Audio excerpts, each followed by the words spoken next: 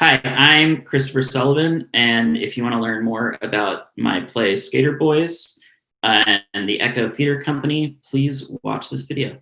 I think I first fell in love with theater as a really young kid. When I was like 4 years old, I would dance in public and say I wanted to be an entertainer like Mickey Mouse, and that was kind of like I was just very exuberant and like putting on shows all the time and like with my friends always sort of like directing and organizing like playtime, like if we were being Batman or Ghostbusters or something, I was the one kind of like telling everyone what to do. And in elementary school, my parents decided to put me into an acting class. I was really not into sports. Felt really sort of like alienated from like the other things that boys my age were doing, and sort of this kind of like rough and tumble physical environment that elementary school age boys are part of. And I'm like looking back, I'm like kind of amazed that my mom even like had the foresight to like do that. But she put me in this acting class when I was like 9 or 10. And from there, I just never stopped. There was something about the immediacy of theater and just the expression and the sort of infinite possibilities you get on a stage. And yeah, so it was from a pretty early age. And then I did, school shows and started playwriting when I was in high school. And I was part of this teen playwriting festival nearby. And I did that all 4 summers of high school. And that was when I really like got into the writing aspect of it and realized that was what I wanted to do more than acting. Just telling the story and being in control and sitting back and seeing this thing you've like thought of in your head on stage is still a very like surreal and strange thing to experience. And yeah, I think I first fell in love with writing. I mean, when I was like a preteen, what really got me into writing at first was music and song lyrics. I was really obsessed with punk rock and hardcore music and indie rock, and that was turned into an obsession pretty quickly. And I was in a band when I was like 12 and 13 in middle school, a terrible pop punk band called Broken Promises, and I started writing lyrics for that band. And I think that like very immediate personal kind of expression was when I really first started writing. And then I'd already been involved in these acting classes and theater. And so when our class started writing plays, my first play was actually about punk music and had lyrics from songs from bands that I was obsessed with at the time, sort of like telling this story. And I think that, I think music and lyrics in particular had like a really profound effect on my like storytelling voice from an early age. And then writing plays and always, loving movies and TV shows and realizing this was something that I could like go to college for I was like, oh, well, this is what I'm gonna do. It was pretty obvious. In my late teen years that this is what I'm gonna like just do for the rest of my life. I love the playwriting format. There's a certain freedom to it. I've been writing a lot of screenplays and TV pilots the past few years, and while I love those mediums, there's a certain limit to things, like scenes should only be this amount of time and this kind of has to happen by this page. And with playwriting, when I really just want to like write and let loose, I write a play because I feel like I can sort of do anything. And then later comes in the editing and structure and all of that. But what I'm always interested in character and dialogue and looking at people from different viewpoints and just getting inside people's heads and hearing them talk. And I'm always fascinated with just people's vocal tics and tones. And I feel like playwriting is just the best way to explore characters and the way we communicate with each other, and how often messy and complicated, and when we're hearing and not hearing each other, and it feels sort of limitless, I guess. When I start writing a play, process is usually I'll have some idea of something I want to write about, or a character I want to write about, or a thought that so for example, with this play that I'm doing for the Echo Lab, I just wanted to write about skateboarding. I grew up skateboarding and loved that culture and was obsessed with it, and have been sort of casually following it in my adult life. And I just wanted to write about my experiences skateboarding and how that related to sort of sexuality and masculinity. And so that stuff kind of came later. But it was really just having some skateboarders talk to each other and like thinking about the ways that we used to communicate as kids. And I think that was sort of the seed of what made me want to write this play, was how the kind of like terrible things that you say as a young boy growing up, especially in that culture. And then with other plays, it's can be something totally different. I have a play called Metro Cards that's about a subway that moves through time in New York City, and you follow this couple's relationship from the early courting stages into like breaking up and getting back together, and you follow all these other characters as like time moves, and that just came from being on the subway all the time and thinking about, wouldn't it be cool if we could have a play where you just follow these characters throughout their lives in this one setting. So it's always something totally different that starts, but the actual writing starts with just having people talk to each other. And that's always what's most fun for me. I first heard about the Echo Theater a few years ago. I've been living in Los Angeles about 5 years now. I did a lot of theater in New York before I moved here, and LA theater was a little less accessible, a little like less obvious of what theaters were doing kind of interesting work. And I think I first heard about the Echo when they did the play The Wolves a few years ago, which I hadn't seen or read at the time, but I don't know her personally, Sarah DeLapp, but I have friends who do, and was very curious about it. And then through that started seeing shows there. I think the last show I saw there was the play Hand Job, which was like the fall before the pandemic started.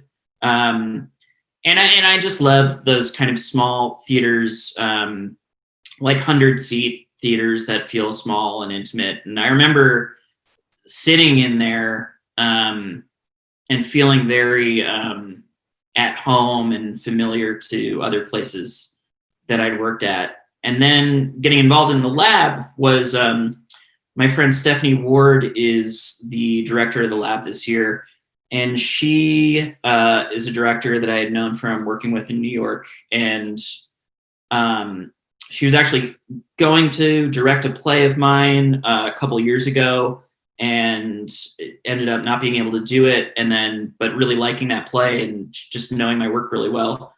And so she asked if I wanted to be a part of this. And, I was totally happy to be asked and be a part of it. More voices in the community need to be heard in the theater world.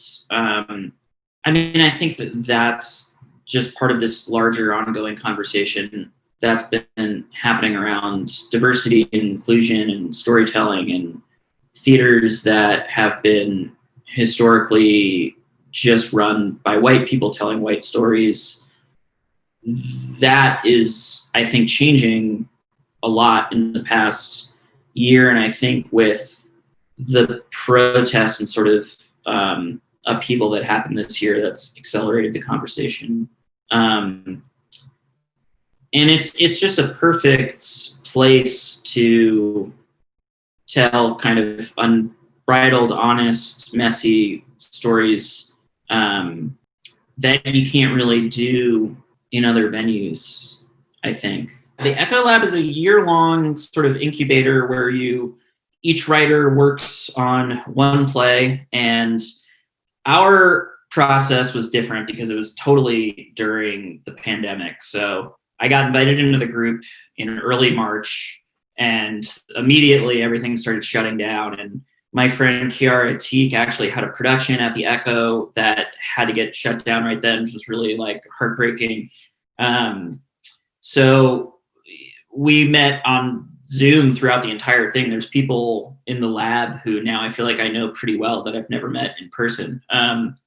So we met about once a month, once every other week, and each time a different writer would bring in a set of pages, sometimes a chunk, sometimes an entire play, and we would read them out loud and discuss them, and then throughout the course of the year, bring back pages. So I think I read 3 times total. And yeah, just getting everyone's feedback and was vital to rewriting and having people to trust and knowing they were like insightful, thoughtful people. Yeah, and then at the end of the lab, we have these public readings. So obviously they're all on Zoom this year, which is funny because in the beginning we were like, oh yeah, we're just going to be doing this Zoom thing for like a month or 2. And then of course, here we are a year later and still doing the Zoom.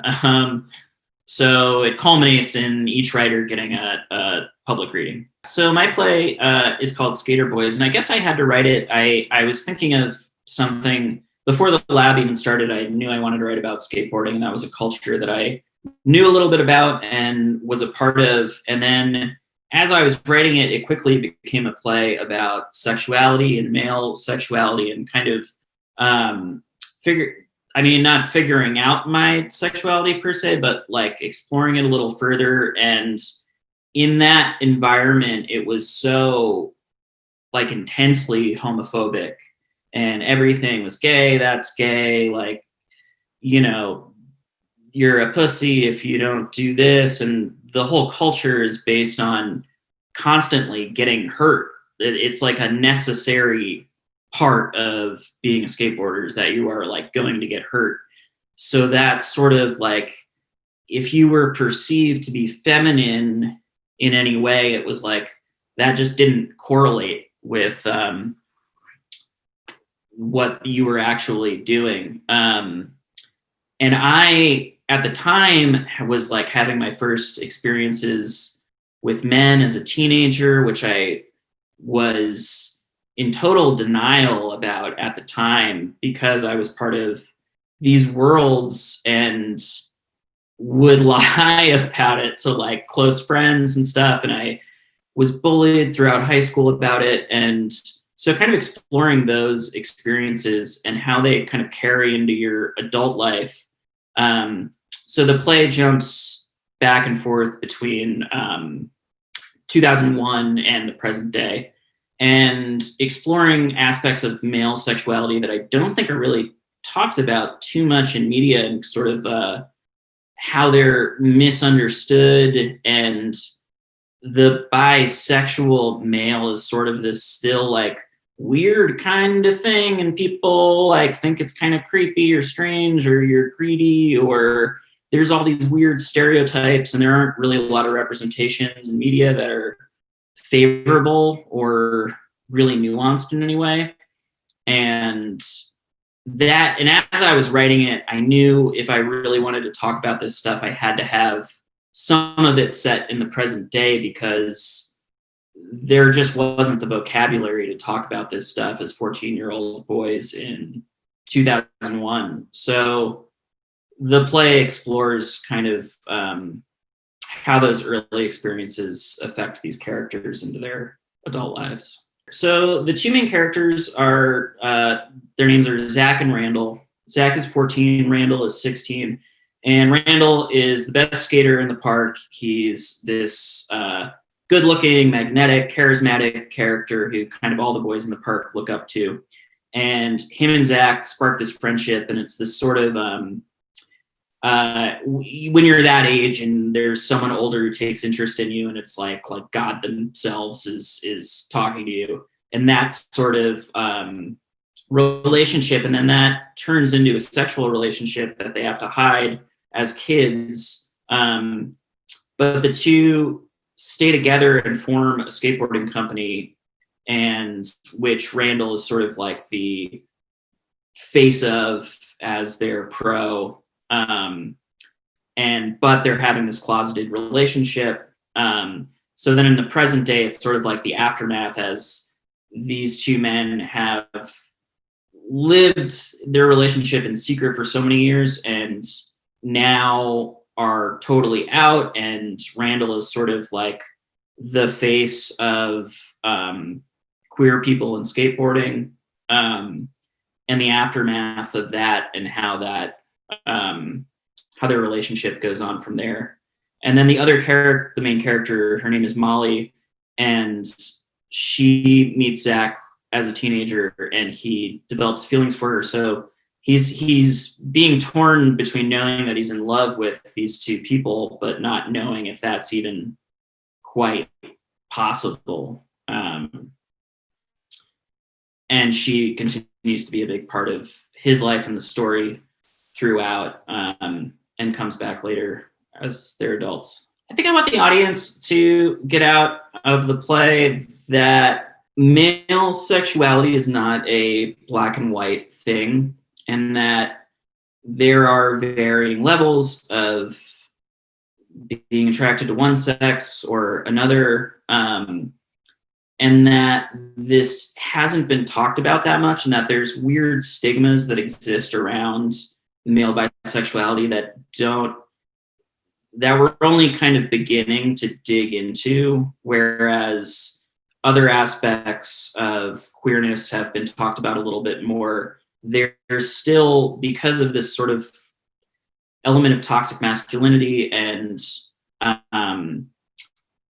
not being totally socially acceptable to straight people, but also feeling like in queer spaces you might be taking up room that isn't yours, that it's just a complicated aspect. But also beyond that stuff, the play is really about friendship and relationships that go on in your adult lives, and forgiveness, and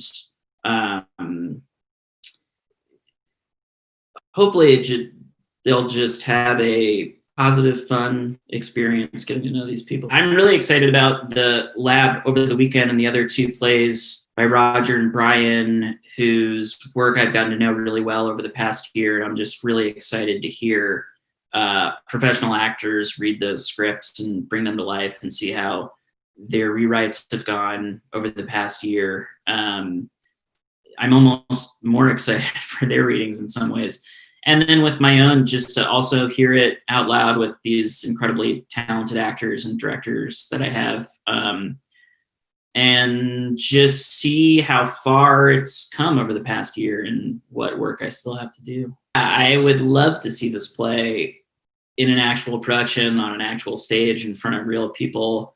I mean, that's just the downside of theater sort of being in a coma during the pandemic, is we're all still working and making this stuff, but it's through our computer screens, which is just, inherently not the same thing. So, I think the play itself and being about skateboarding has this sort of theatrical aspect to it that I think would be really exciting to watch on stage.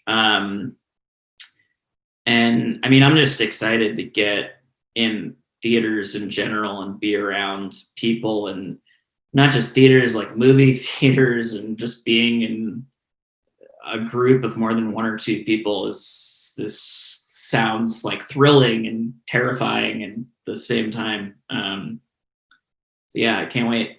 The Echo and the Lab have helped me as a playwright.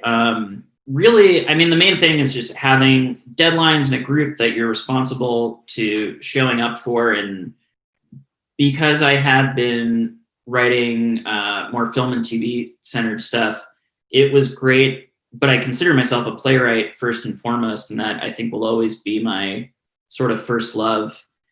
But having a set, firm reason to write this play and knowing that people, even when it's just the like handful of us meeting, it's going to be heard, and that responsibility was great. And hearing other people's plays too is incredibly informative. I feel like I learned a lot just from seeing the cool stuff that the other lab members were doing, and then kind of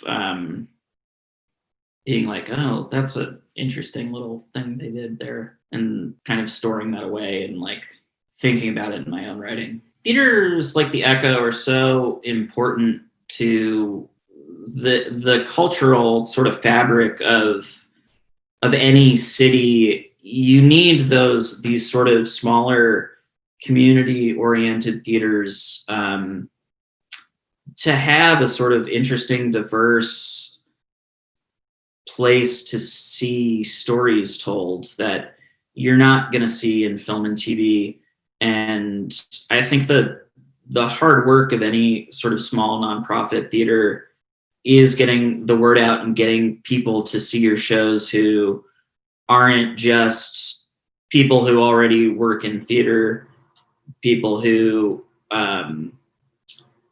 just aren't hearing about these kind of venues.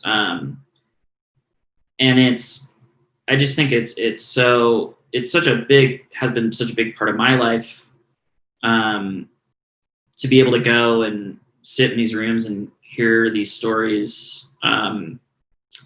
Without it, it just feels like incredibly empty and sad. So yeah, I would urge everyone to support these small theaters as much as you can. If this was at all interesting to you, please come this weekend, January 16th and 17th, on Zoom to the Echo Theater Company's LABFest with readings by myself and Roger Mason and Brian Otaño. Go to echotheatercompany.com and you can find the links there.